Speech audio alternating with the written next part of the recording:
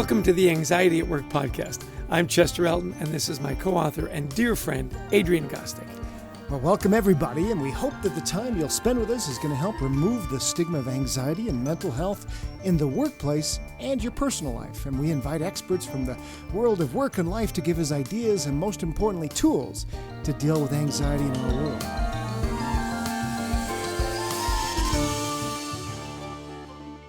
And our guest today is our new friend, Jeff Atwood. Jeff is the author of a new book, Need to Know for Graduates, and has more than 3 decades of experience in brand development and as a communicator specializing in helping organizations and communities tell their stories. He has had books published by Simon & Schuster, Harvest House, and others. Jeff and his wife of 30 years are the parents of 3 amazing daughters. Welcome to the show, Jeff. We're delighted to have you on the podcast. It's great to be here, and you're exactly right, Chester. They are amazing. And thanks for hyping them right there. Hey, Jeff, we're thrilled to have you on. We've got the book sitting with us, Need to Know for Graduates, and it's a fun book, sort of a different thought for every day, and you can just sort of pick one out at random and be inspired. So talk about the genesis of this work and why there's so much anxiety about graduating for young people. I think, and it's interesting that you mentioned anxiety. Obviously, that's the topic that you guys are working on so closely. This whole book actually came about from anxiety I had as a parent. You know, we're all parents, and so there's different points in life when you look up and go, am I doing it right? Am I doing it wrong? All that sort of thing. And so I got to the senior year of our daughter Mackenzie when she was entering her senior year, and this was the first time we'd gone through this, the first of our daughters to do this.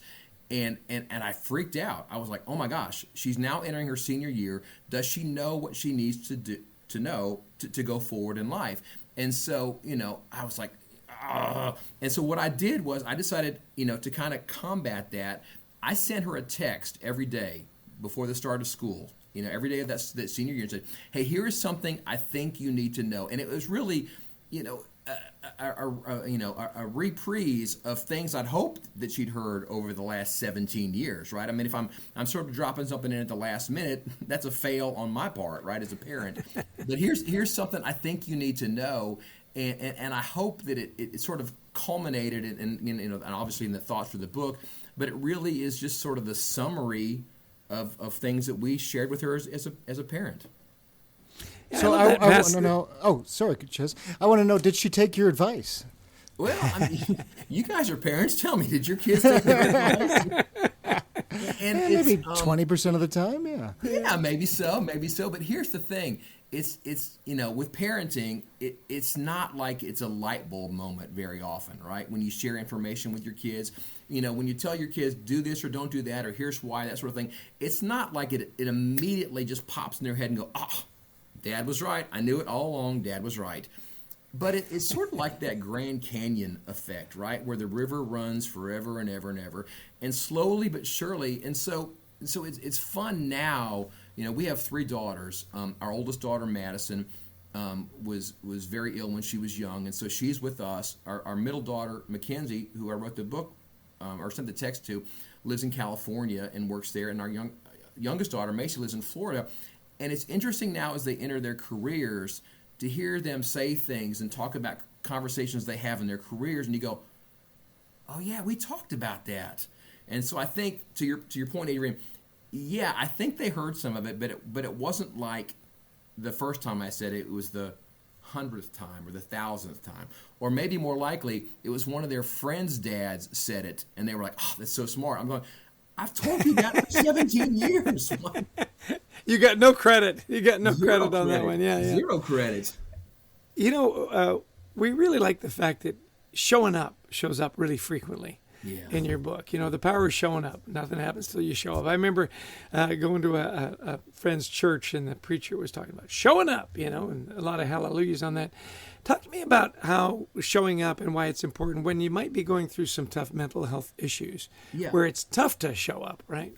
I think that's exactly right. And again, that's one of the things that I've talked about with the girls over and over and over again, is that, opportunity follows availability, right? I mean, you've got to put yourself in a situation for things to happen, but there are barriers, just like you were talking about. One of the things that I talked about in the book and is the idea that there's two kinds of people in life.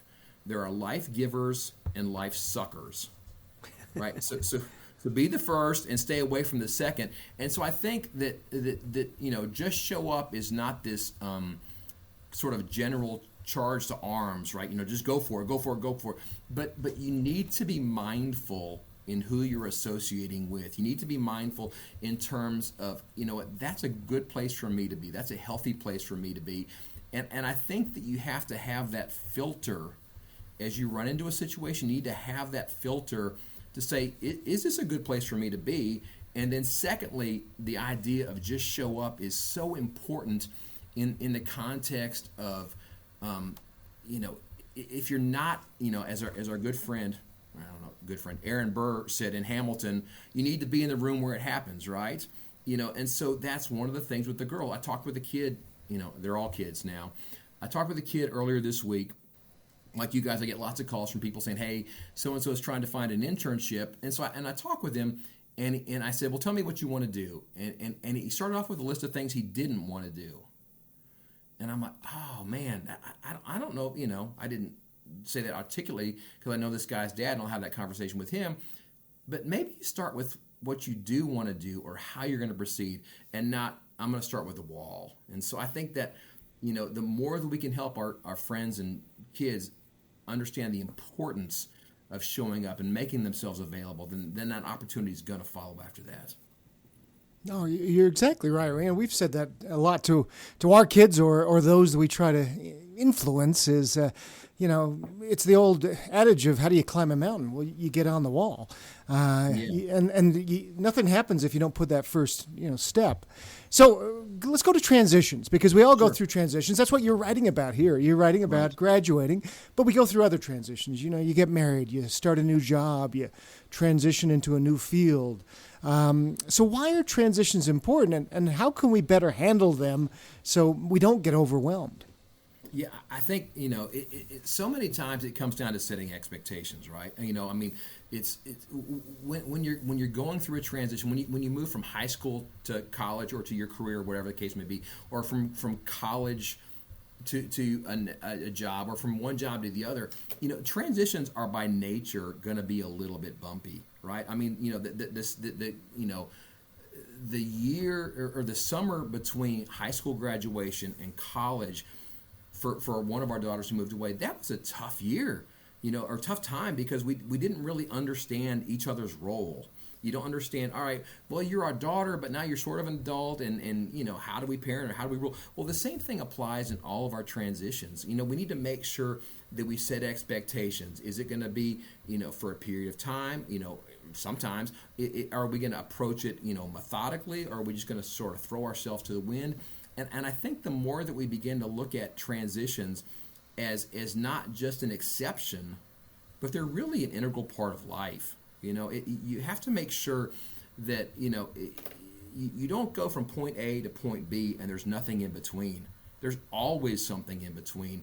And I think that you want to take advantage of that transition and go, what can I learn from it? How do I set expectations?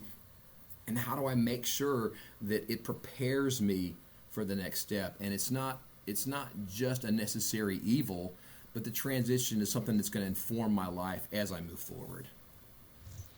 Yeah, really interesting, isn't it? That it is those inflection points, those transitions, which, brings us to, you talk about failure, and failure can be a transition point, right? You talk about that it can be a positive, slow down, and it can point you in a new direction.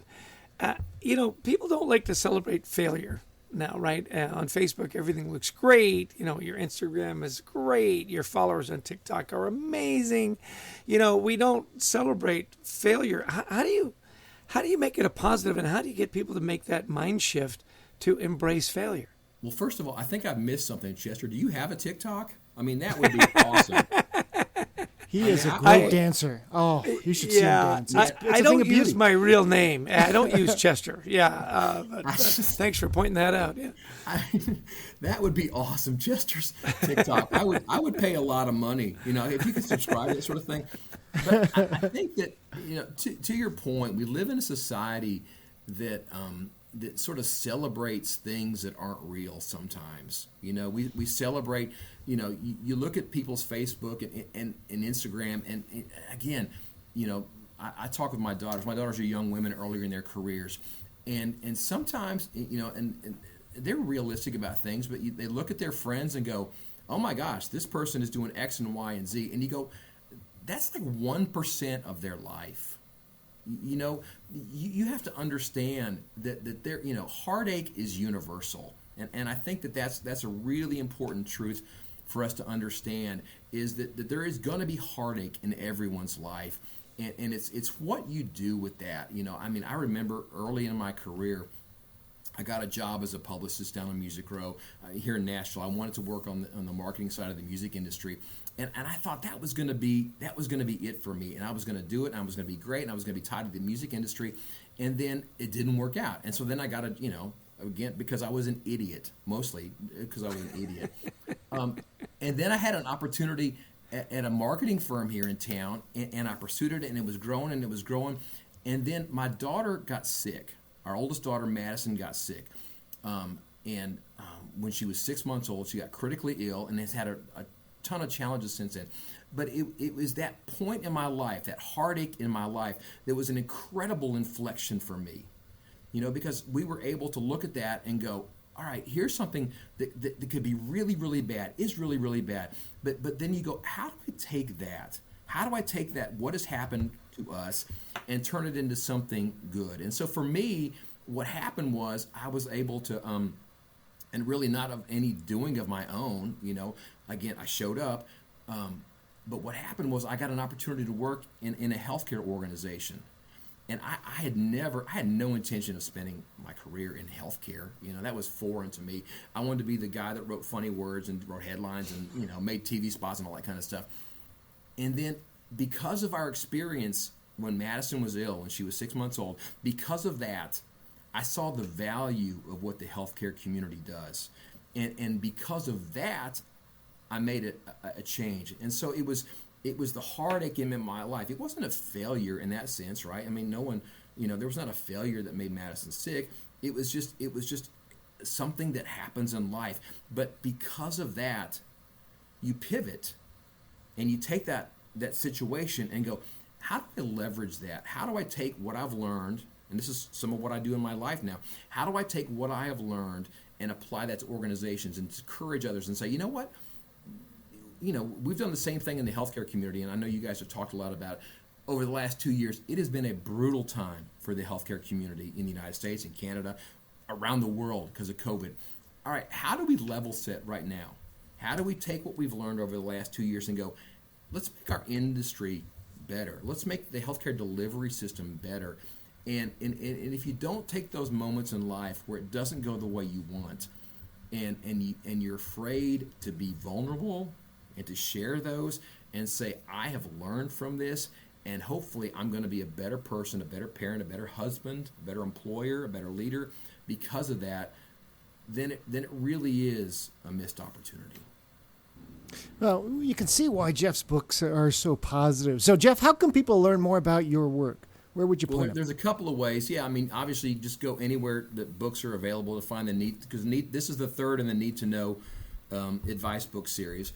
JeffAtwood.com is the website that can learn about some of the speaking and consulting. And then one of the cool things that I'm getting to do right now is I'm serving as the healthcare expert in residence, which is a super fancy title. I typically wear tweed jackets and smoke a pipe, and so I'm not doing that today. But I get to serve as a healthcare expert in residence at a marketing and branding firm here in town called 5x5. And so 5x5 agency, and it's really fun to just, like we talked about a minute, to be able to speak into healthcare organizations that are sort of navigating their way out of the challenge, and then sort of the reset in our industry in terms of how it moves forward. Well, let's talk about leaders, because you talked about healthcare, you've talked about marketing organizations you've been a part of. What do leaders do with these transitions that people are going through, especially maybe young people coming after graduation, others that are going through big transitions? We used to say, look, a leader, if you're my employee, leave your personal life at the door. we can't do that anymore. People just won't stay with us. So how do we help with big transitions like this? I think, I think that communication, if it's not 100% of it, it's 90% of it, right? We have to be willing to have, and this is, I don't think it's in the book, but I think it's, well, maybe it is, but the idea of face-to-face conversations. This is one of the things that I've talked with our girls about for years. This sounds like the old man story, but generationally, we get to the point now where everything wants to be handled through your phone. I'm going to text, I'm going to tweet, I'm going to do all this sort of stuff. And it's like, no. You have to be competent and comfortable and willing to have face-to-face conversations. And I think that helping young people, we sound like the old guys here, right? Helping young we people, are old guys, by the way, Jeff. Fair enough, we are. But helping young people understand the value of face-to-face conversations, because it's amazing how much more you can learn from having that face. And I think for young leaders, helping them realize the value of that, whether it's rounding on their employees or it's how do they talk to them, from an organizational standpoint in terms of setting vision, but the ability to communicate clearly. I've talked with different folks over the years, and you guys I think would understand this. The fact that simply that words matter, and we can't be sloppy, we can't be casual, we can't do any of these things. We have to be consistent and organized and strategic in how we use words. And I think the ability to share those face to face is a skill that's so important for our leaders today. Yeah. It's so interesting. Be in the room. All the studies, show that texts, emails, 80% can be misinterpreted, right? Because there's no facial expression, there's no body language, there's no, rising or lowering of the voice. Really, really great advice. Listen, walk us through some of your personal practices. Some of the things that you do for your emotional fitness. We were laughing earlier that, you can grab your book and just open to any page and have the mantra for the day. By the way, before you answer that question, I did that. I'm planning on being with a friend over the weekend. He's visiting from out of town. Yeah. I opened it up. It says, when you go to lunch or dinner with a friend, more often than not, be the person who picks up the check. So thanks, Jeff. Your little book just cost me a breakfast in New York. Chester, maybe what you could do is just take a picture of that and send it to your friend and go, look what I just read. I saw this. Yeah, I saw this and thought of you. Yeah, exactly. Back to serious. Talk about your personal practices, because I know you've got a routine, right? Yeah, here's the thing. We live on a little farm outside of Nashville, and so my routine really, it's the way that I clear my head and set my day in the morning is I literally go out and I clean horse stalls, and it sounds funny, but it's amazing how getting outside is so important to me. I grew up in a small town in Iowa, moved to the East Coast for a little bit in high school, but have sort of since then have lived, kind of on the outside-ish of towns, a little bit of suburbs, but we live on this little farm now, and it's interesting that there's so much clarity that comes in, and even if I'm working during the day at home, there's so much clarity that comes from getting outside for me, and like just this morning, literally this morning, probably 6:15 or 6:30 in the morning, get up, grab a cup of coffee, go down to the barn, and I'm just start hanging out with our horses, and then the cats come by, and then the dog comes out, and and then but it's amazing how if I get outside and I put my phone away and I don't think about my list, I just really sort of mentally reset. And again, there's so much in being on this farm that connects me to kind of where I came from. My folks were both born and raised on small farms and small towns in Iowa. Literally, they grew up in the only county that still to this day does not have a stop sign. And so, this is or a stoplight rather, but it's. But there is something about. I was going to say, no stop signs. Kind of dangerous. Yes. That's way back. Yeah. Stop light. I get that one. Yeah. They throw them behind the outhouse, right? It's just. But the idea is it connects me to my history a little bit, right? I mean, I'm a firm believer in that the story of our predecessors is our story, right? There's so much value to be learned in folks who went before us. I go outside and I clean horse stalls and I feed the horses and I talk with them and I hang out, and it's amazing how that being outside connects me to sort of my roots, right? And it gives me a really kind of quiet, mind-calming entree into the day. No, I love that. Nice. Yeah, Jeff. Yeah. Hey, this has been such a great discussion. What if you had a couple of things for our listeners to take away today to keep themselves feeling positive and feeling good about things? What would you say? Well, it's interesting. There's two things, and I'm going to go to my book, as you might think, to talk about that. But these are the bookends. These are the bookends of the book, the first page and the last page, and these are truly the first texts.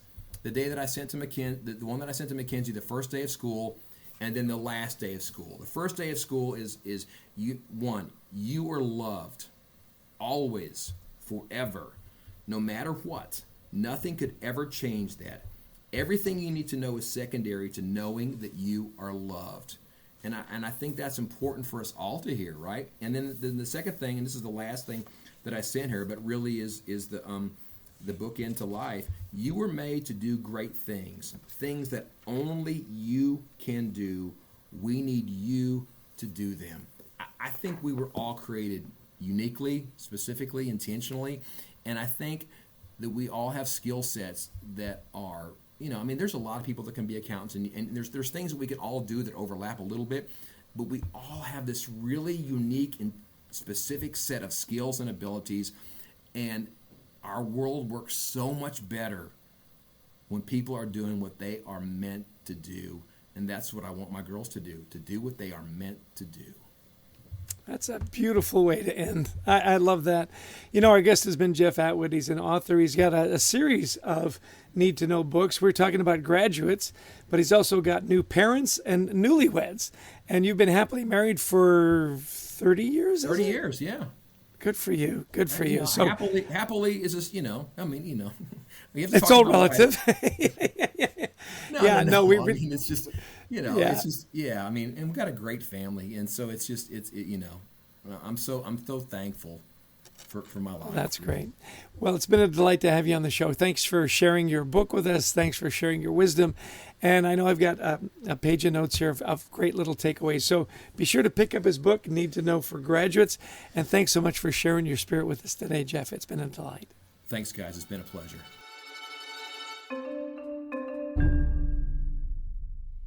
Adrian, what a positive guy to have on the show, Yeah. And I love his advice and so on. Need to know for graduates, little things that make a big difference. Give me a couple of your takeaways. Well, and we do. You're right. We do have a lot of people on who deal with really tough subjects, and it was nice to just talk to Jeff about some positivity. And what he says that really struck me first was this transitions in life. There's graduation. There's, I was watching the weather last night, and I've got to fly to Florida tomorrow, and I noticed, oh my gosh, there's this huge weather storms, that covers half the country, and I went, I got to fly over that. Well, I don't, there's somebody who's going to fly me, but I love what he says is, how many times have you and I flown over this country? 1,000? There's always something bumpy. And that's his point is that's part of life. It should be an expectation that we're going to deal with tough stuff. So set your expectations, be realistic, and realize, some things are going to be bumpy on the way. It's okay. And isn't it interesting? I love your talking about flying because you and I have flown literally millions and millions of miles, right? And when turbulence hits, it's not a big deal for us. New flyers, it's like, hey, what the heck? I kind of go, seriously, it's not a problem. This happens all the time. I love that Jeff is passing on his experience, a father to his daughter, right? And the advice. I also love the fact that he said, I would give my daughter advice 100 times, and then she'd say, hey, my friend's dad. Yeah. He never got credit for it. I'll tell you the one big takeaway I had, and this was advice from my mom and dad as well, is surround yourself with good people. What did he say? There's life givers and there's life suckers. And if you can, surround yourself with a lot of life givers, that it matters. And ask yourself, is this a good place? Is this a good place for me to be? Are these good people to have around me? Great fatherly advice that lasts a lifetime, right? Absolutely. And don't get sucked in by the social media, the 1% of their lives, that you just realize heartache is happening and is real for everyone. And it's going to hit you too. And you turn it into something good. Realize there's good that comes out of heartache. And that's a hard lesson for us all to learn, but it's important. Yeah, it really is. I've been having conversations lately, and I say, hey, tell me about the people you admire. And, Abraham Lincoln comes up, and maybe they're immigrant grandparents or whatever. You say, well, were their lives easy? They go, no, that's why we admire them so much. So it's through those struggles that we become better people, right? Better people. I really like the fact, too, he said, get away from your digital communications and learn how to communicate face-to-face. I just think that is so important. Get the body language, get the voice tone, and learn how to communicate in person. What did you think of that one? Well, and it's what we covered in our book, Anxiety at Work, right? That misinterpreted text that Tony had to help us, my son had to help us interpret. It's right. Hey, we'll talk Monday, ... from the boss. And we went, well, what's wrong with that? And he said, well, for one thing, the ... is ominous. Ellipses is, and the first part was there was a period at the end of the first sentence, and that means end of conversation. And there was all these things that we didn't see. And he's exactly right, that voice to voice, face to face, there's some power in that. But remember the young man, I think he worked at a phone store, who said to you, if he could disable the phone on his phone, he would. Yeah, I love my phone. I just don't like getting phone calls. Yeah. The personal rituals, cleaning the horse stalls, just clearing your mind, and it's so funny. I could see you smiling when he said, I'm with the horses, and then the cats come out, and then the dogs come out, because I know you got lots of cats and dogs.